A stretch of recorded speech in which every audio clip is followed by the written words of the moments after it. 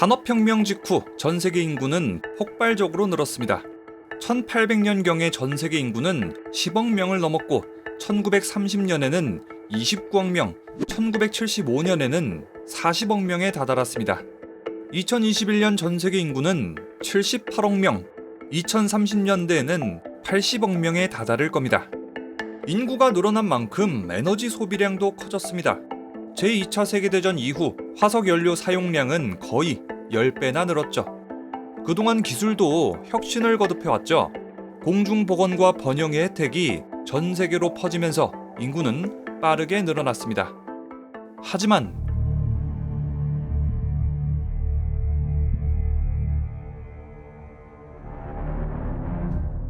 70억 명이 넘는 인구를 먹이고 입힐 수 있도록 한 바로 그 혁신은 지구를 점점 더 빠듯하게 쥐어짜고 있습니다. 인류의 황금기 때 지구의 환경이 급격하게 악화되는 겁니다. 현재 서식 가능한 표면의 절반이 농경이 차지합니다. 한때 그 땅에서 번성했던 식물, 동물, 미생물은 모두 사라졌죠. 또 우리는 공기와 물, 흙과 바다를 오염시키고 자연 생태계를 망가뜨리고 있습니다. 또 생명의 다양성과 생태 복원력도 훼손하고 있습니다. 영향을 받지 않는 생태계가 거의 없을 정도죠.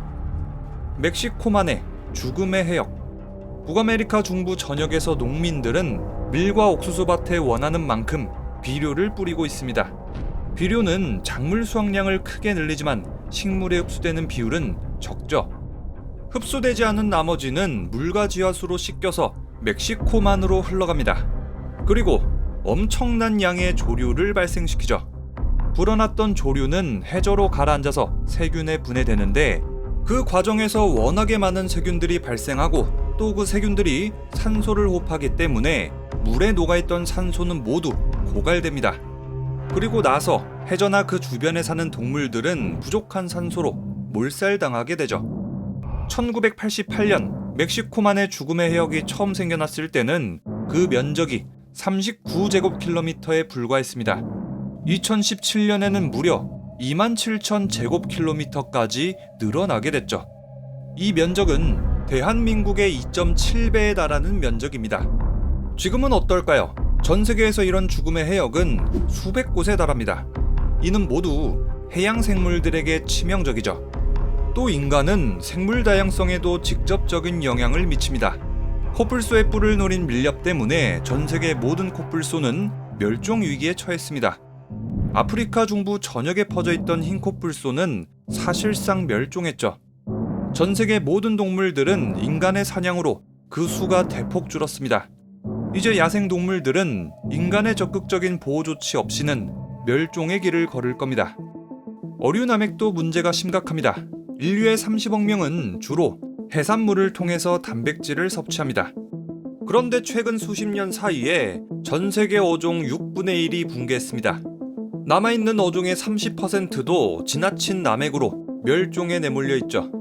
캐나다 동부 그랜드뱅크스의 역에 대구 개체군 붕괴 사례를 봐보죠. 1958년에는 대구 어획량이 80만 톤이 넘었습니다. 그런데 1992년에는 이 지역의 대구는 멸종 직전까지 몰렸고 끝내는 상업적 어획이 금지됐습니다. 30년이 흐른 지금도 이 지역 대구의 개체수는 회복되지 않았습니다. 대구어업은 뉴펀들랜드 지역의 문화적 토대였는데 이게 완전히 끝장난 거예요. 호주에 유럽인들이 들어온 직후 호주 토착 포유류종의 10% 이상이 사라졌습니다. 1970년 이래로 북아메리카의 조류 개체수는 거의 30% 줄었고요. 지난 10년 사이에 유럽 초원의 곤충 개체수는 80% 이상 줄었습니다. 우리 인간이 생태계를 파괴하는 직접적인 원인이고 파괴된 생태계는 다시는 회복하지 못하고 있다. 이런 사례는 정말 끝도 없이 많습니다. 석탄, 석유 등의 화석 연료도 마찬가지로 지구에 큰 문제가 되고 있습니다. 자, 지금 보시는 이 데이터는 하와이 마우나로아산 정상의 관측소에서 1958년부터 매시간 측정한 대기 중 이산화탄소의 양입니다. 하와이 상공의 이산화탄소 농도는 316ppm. 그런데 2020년 5월에는 417ppm까지 올랐어요. 417ppm을 돌파한 건 지구 역사에서 수백만 년 만에 처음이라고 하죠. 더 무서운 사실은요, 지구에 극적인 변화가 일어나지 않는 이상 2050년쯤에는 500ppm까지 닿을 거란 거예요. 과학자들은 450ppm을 임계점으로 보고 있는데요. 그것보다 50ppm이나 넘어버리는 거죠. 임계점을 넘으면 다시는 되돌릴 수 없습니다. 극심한 더위, 이상기후가 생기고 남극, 그린란드, 북극도 녹을 거예요. 자, 다음 데이터는 지난 140년 동안의 지구 평균 기온입니다. 이 그래프는 5월의 기온이 20세기 평균에서 얼마나 벗어났는지를 보여줍니다. 1940년 이전에는 지구의 기온이 20세기 평균값보다 계속 낮은 상태로 유지됐습니다. 그런데 1978년부터는 평균 기온이 계속 높은 상태였고, 이 온도는 해가 가면 갈수록 더욱더 높아지고 있습니다. 2020년에는 평균 기온이 1도나 올랐죠. 또 저위도보다는 극지방의 온도 증가가 더 빠르게 일어나고 있습니다. 2016년에 파리협정, 대다수의 국가들은 지구의 평균 온도 상승을 2도씨 미만으로 억제해야 된다고 합의했습니다. 그런데 2020년 이미 그 목표의 절반까지 올랐죠. 회의적인 과학자들은 에너지 혁신이 없는 이상 실패할 것으로 예상하고 있습니다. 지구가 더워지면 우리가 사는 곳은 어떻게 바뀔까요? 과학자들은 자신이 어디에 사느냐에 따라서 승자와 패자로 나뉜다고 합니다. 2050년의 토론토는 기온이 온난해지면서 지금의 워싱턴하고 비슷한 기후를 갖게 될 겁니다. 반면에 워싱턴은 2050년 여름이면 살인적인 수준의 열기, 습도를 접할 거라고 하죠. 강수 양상도 변합니다. 매년 여름이 오면 산 꼭대기에서 녹는 빙하의 물을 식수로 해결하는 인구가 무려 20억 명입니다. 그런데 이런 산 꼭대기의 물이 다 녹게 되면 이 20억 명이 모두 물 부족 위기를 겪는 거예요. 물론 그 지역의 생태계도 모두 망가지는 거고요. 이상기후도 생겨납니다. 과학자들은 오래전부터 캘리포니아 그리고 호주의 산불을 예견했습니다. Climate scientists have been talking about these sort of events for a long time, but I don't think anybody expected it to be so soon, so severe. 앞으로 태풍, 가뭄, 홍수 같은 이상기후는 훨씬 더 흔해질 겁니다. 그리고 예측하기도 어렵게 될 겁니다. 자연스럽게 식량 안보나 정치 경제적인 안정도 깨지게 되겠죠. 해수면도 상승하고 있습니다. 빙하가 녹아서 바다로 흘러들고 수온이 올라서 바닷물이 팽창하기 때문이죠. 20세기 지구 평균 해수면은 20cm 상승했습니다. 앞으로 해수면이 얼마나 더 오를 것이냐, 이것에 대해서는 과학자들의 연구 결과마다 다른데요.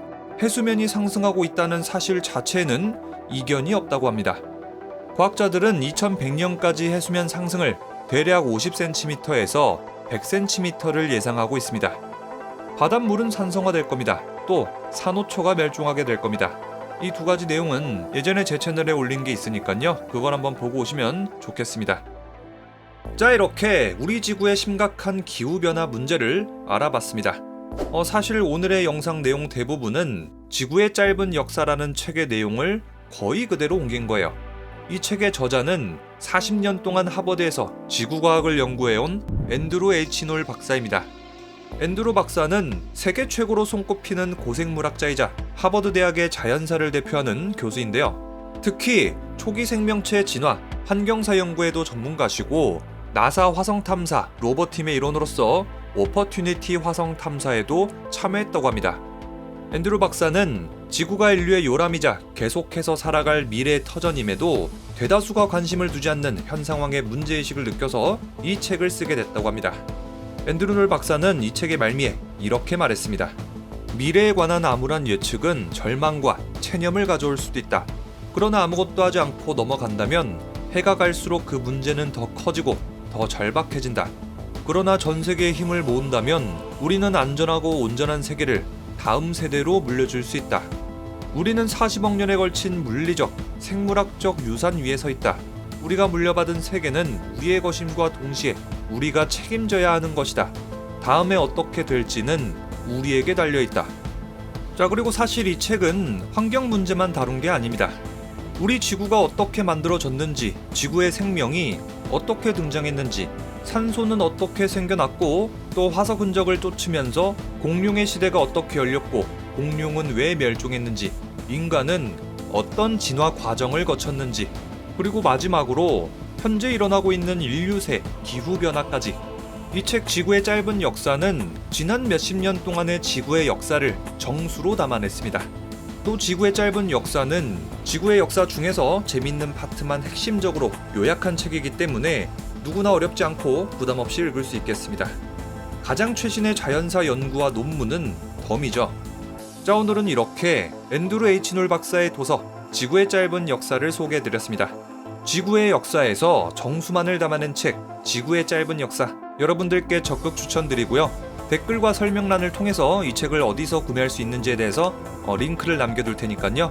지구의 역사나 환경에 대해서 관심이 있으신 분들은 꼭 이 책을 사서 한번 읽어보시는 걸 적극적으로 추천드립니다. 그럼 지금까지 영화 유튜버 리뷰영이었습니다.